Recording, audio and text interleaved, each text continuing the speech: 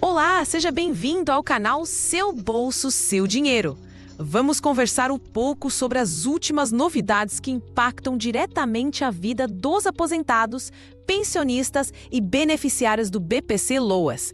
E precisamos esclarecer muita confusão que está circulando.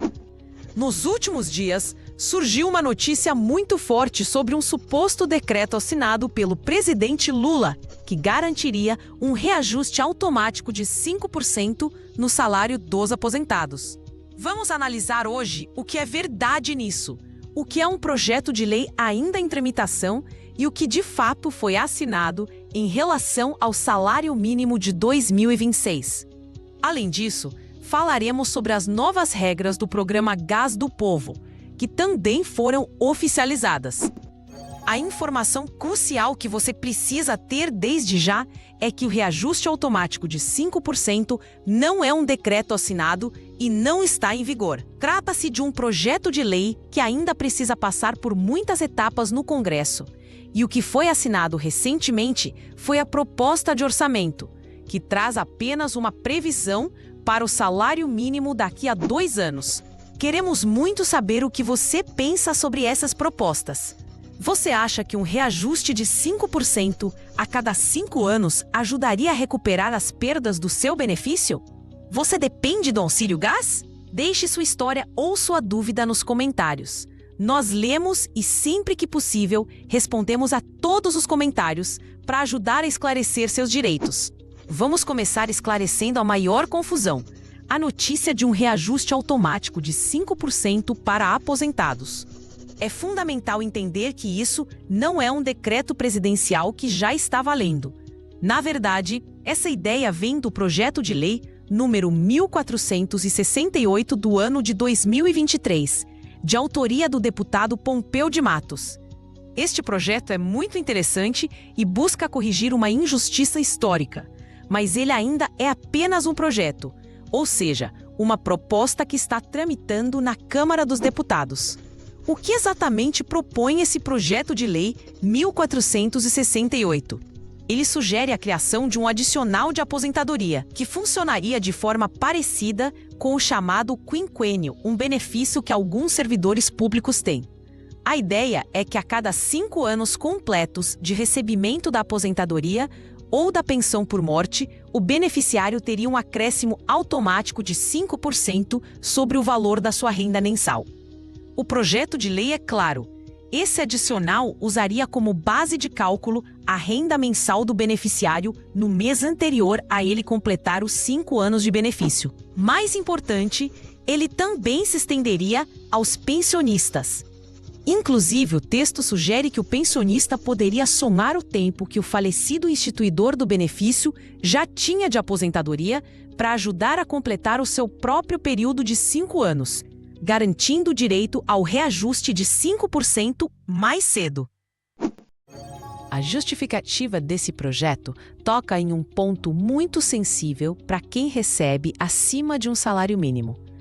O deputado autor da proposta argumenta que, embora a Constituição Federal, em seu artigo 201, inciso 4, garanta o reajuste dos benefícios para preservar o seu valor real de forma permanente, isso não vem acontecendo na prática. O Poder Executivo, ao longo das últimas décadas, não tem cumprido essa determinação constitucional, especialmente para quem ganha mais que o piso. O resultado disso é o que chamamos de achatamento dos benefícios. O projeto de lei até apresenta tabelas que comparam os últimos 15 anos. Nesses períodos, o salário mínimo teve reajustes muito superiores, com ganhos reais acima da inflação, enquanto a média dos benefícios previdenciários acima do piso foi corrigida apenas pela inflação, e muitas vezes por índices que nem sequer refletiam o aumento real do custo de vida. Para tentar minimizar essa situação, o projeto propõe essa correção de 5% a cada 5 anos. O texto diz que esse benefício adicional seria custeado por recursos do orçamento da União, o que significa que o dinheiro não sairia diretamente da arrecadação do INSS, mas sim do Caixa Geral do Governo. Se aprovada, a lei entraria em vigor assim que fosse publicada. É impossível não sentir uma certa indignação ao analisar essa situação. Quem se aposentou há 10 ou 15 anos, ganhando, por exemplo, o equivalente a 4 salários mínimos, hoje vê seu benefício valendo pouco mais que 2 salários mínimos, ou às vezes até menos. Isso acontece porque o salário mínimo é reajustado pela política de valorização, que considera a inflação do ano anterior medida pelo INPC, mais o crescimento do Produto Interno Bruto, o PIB, de 2 anos antes. Por outro lado, quem ganha acima do piso tem seu benefício reajustado apenas pelo INPC. Esse pequeno percentual de diferença, o crescimento do PIB, acumulado ano após ano, cria um abismo. A pessoa contribuiu a vida inteira sobre um teto alto, esperando uma aposentadoria digna. E com o passar dos anos, vê seu poder de compra ser corroído de forma contínua, enquanto o piso salarial se aproxima do seu benefício. O projeto de lei 1468 de 2023 busca ser um paliativo para essa distorção. No entanto, precisamos ser realistas sobre a sua tramitação. Atualmente, conforme as informações da Câmara dos Deputados, o projeto está aguardando o parecer do relator na Comissão de Finanças e Tributação, a CFT. O que isso significa na prática? Significa que ele passou pela primeira análise, talvez em uma comissão de mérito como a de Previdência, e agora está na comissão que vai analisar o impacto financeiro. A Comissão de Finanças e Tributação é uma das mais importantes, pois ela precisa dizer se a proposta é financeiramente viável e de onde sairia o dinheiro, conforme exige a Lei de Responsabilidade Fiscal. Se o relator der um parecer favorável e a comissão aprovar, o projeto ainda tem um longo caminho. Ele precisará passar pela Comissão de Constituição e Justiça e de Cidadania, a CCJ, que avalia se o projeto está de acordo com a Constituição. Só depois de aprovado em todas as comissões necessárias é que ele iria para votação no plenário da Câmara dos Deputados. Se for aprovado no plenário da Câmara, ele não vira lei. Ele segue para o Senado Federal, onde passará por um processo muito parecido. Será analisado pelas comissões do Senado e depois pelo plenário do Senado. Se o Senado aprovar o texto sem nenhuma mudança, ele vai para a sanção do presidente da República. Se o Senado modificar o texto, ele precisa voltar para a Câmara dos Deputados para uma nova votação sobre as mudanças. Somente após ser aprovado nas 2 casas do Congresso, Câmara e Senado, é que o projeto vai para a mesa do presidente. Ele pode, então, sancionar, transformando o projeto em lei. Ou pode vetar, seja total ou parcialmente. Se houver veto, o Congresso Nacional ainda pode se reunir para derrubar o veto. Portanto, como podemos ver, é um caminho muito longo e complexo.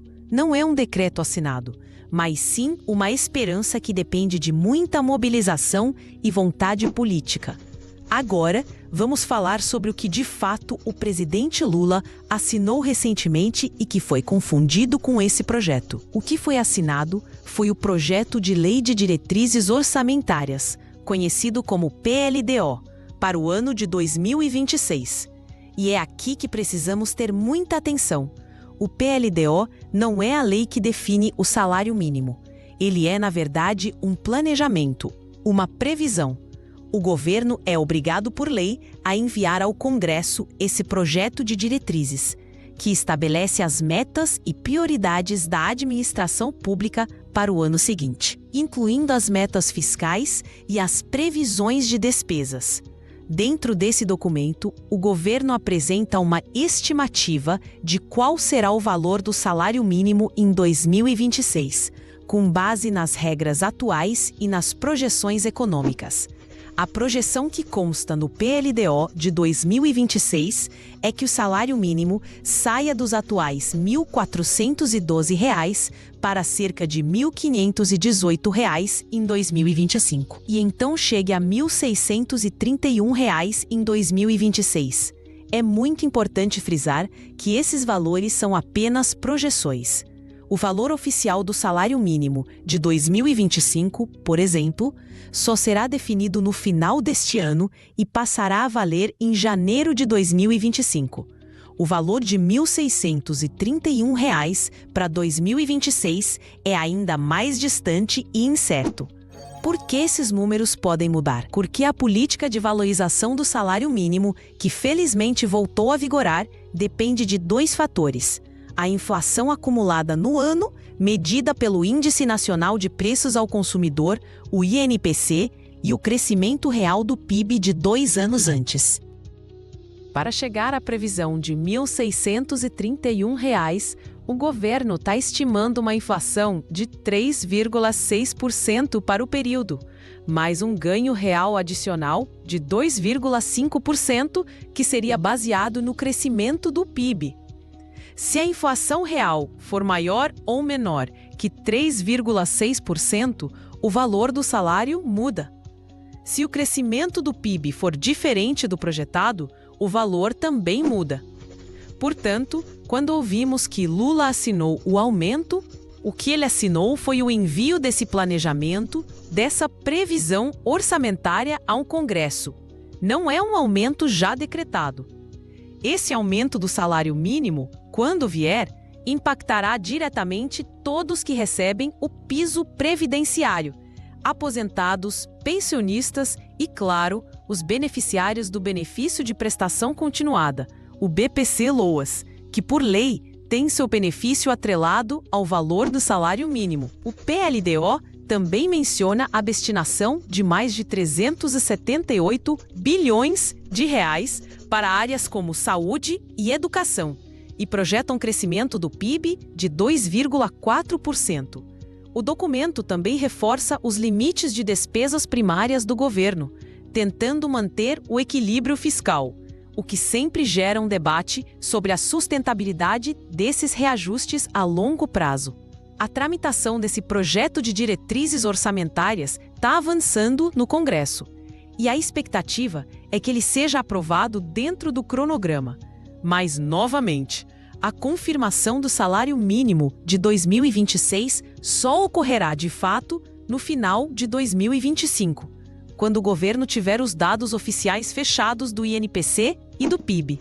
Finalmente, vamos para a terceira notícia importante do dia, que essa sim trata-se de um decreto publicado e com regras mais definidas.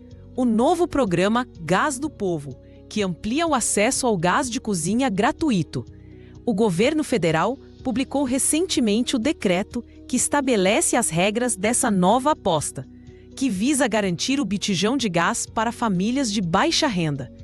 Essa iniciativa, que é uma expansão do que já existia como Auxílio Gás, prevê a gratuidade no botijão para famílias que estão inscritas no Cadastro Único para Programas Sociais do Governo Federal, o CadÚnico.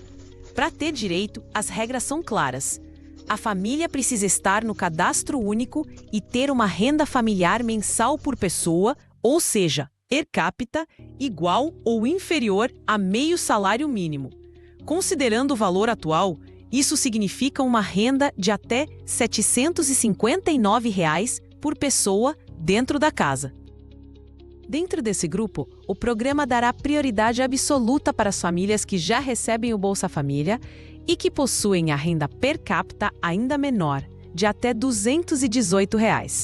Outro ponto de atenção fundamental é que o Cadastro Único da Família precisa estar atualizado. O decreto exige que o registro tenha no máximo 24 meses desde a última atualização. Se o seu cadastro estiver mais antigo que isso, você pode ser impedido de receber. Mesmo que se enquadre nas regras de renda, o programa deve começar a valer agora, na última quinzena de novembro. Mas um cronograma oficial de implementação ainda não foi divulgado. A expectativa do governo é que até março de 2026, o programa já esteja alcançando todos os beneficiários que têm direito. Isso sugere que a implementação será gradual.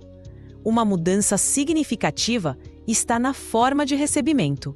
Diferente do Auxílio Gás anterior, que geralmente depositava um valor em dinheiro na conta do Caixa Tem a cada 2 meses, correspondente a 50% do preço médio nacional do botijão, esse novo programa parece funcionar com a retirada gratuita do botijão.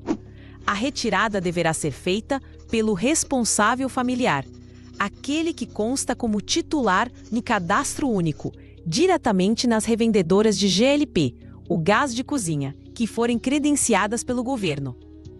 Para fazer a retirada, será preciso apresentar um documento de comprovação, que pode ser o cartão bancário do programa Bolsa Família ou um cartão bancário da Caixa Econômica Federal, nos termos que ainda serão detalhados no contrato entre a União e a Caixa. A grande novidade desse decreto é a definição de uma quantidade de auxílios por ano, que varia conforme o número de integrantes da família. Isso é uma mudança importante em relação ao modelo anterior. Famílias compostas por 2 ou 3 pessoas terão direito a 4 botijões de gás gratuitos por ano, o que equivale a um botijão a cada 3 meses.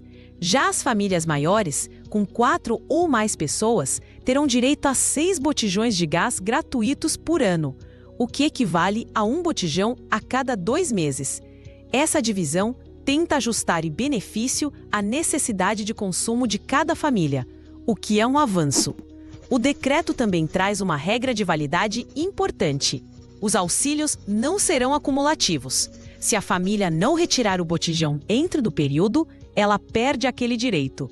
Para as famílias de 2 ou 3 pessoas, que recebem a cada 3 meses, o prazo para retirar o botijão, o voucher, será de 3 meses a partir da data em que ele ficar disponível. Para as famílias de 4 ou mais pessoas, que recebem a cada 2 meses, o prazo para a retirada será de 2 meses. Para que o beneficiário saiba onde retirar seu botijão, o governo informou que os fornecedores e revendas participantes terão que seguir regras de identidade visual. Haverá uma faixa do programa Gás do Povo na porta dos estabelecimentos, nos botijões e nos veículos de transporte. Além disso, o aplicativo do beneficiário, provavelmente o mesmo usado para o Bolsa Família ou o Caixa Tem, mostrará os pontos de revenda credenciados que estão mais próximos da residência da pessoa. Ainda que o programa priorize quem recebe o Bolsa Família, o texto da lei menciona todos que estão no CAD único com renda de até meio salário mínimo. A expectativa é que mesmo quem não recebe o Bolsa Família, mas está nesse critério de renda, consiga acessar o benefício gradualmente até a implementação total prevista para março de 2026. Portanto, recapitulando as 3 informações cruciais de hoje. Primeiro, o reajuste automático de 5% a cada 5 anos é um projeto de lei, o PL 1468, que ainda está em fases iniciais de tramitação na Câmara e não tem força de lei. Segundo, o que foi assinado foi o PLDO, o Planejamento Orçamentário, que apenas projeta um salário mínimo de R$ 1.631 para 2026, um valor que não é definitivo. E terceiro, o novo decreto do Gás do Povo estabelece a gratuidade do botijão para famílias do CAD único com renda de até meio salário mínimo, com regras de quantidade baseadas no tamanho da família e retirada em pontos credenciados.